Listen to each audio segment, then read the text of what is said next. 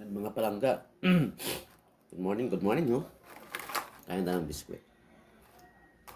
Medyo naniid lang ko sa panahon tungod kay Sabado ta karon o Sabado ng umaga.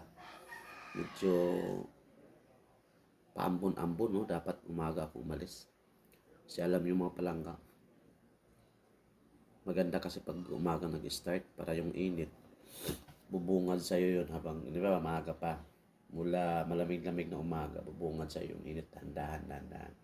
Kasi pag tanghali na kasi, ramdam mo agad yung init pag lumabas ka ng bahay. Diba? Nakakatamad. Tulad ko, tamad pa naman ako. So, ngayon, kain na tayo ng biskuit. Ambon-ambon, no? Kasi, pag nasa Petro Manila ka, yun parang sinisipon na eh. Bumabara na yung ilong ko. Sa laki ng ilong na yan, pero bumabara pa rin.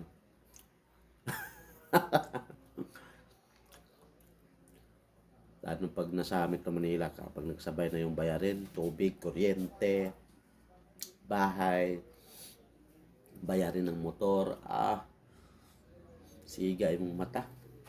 Buti kung yan lang iniisip mo. Siyempre yung pagkain mo para araw-araw, di ba? Biskuit na lang tayo, mga palangga.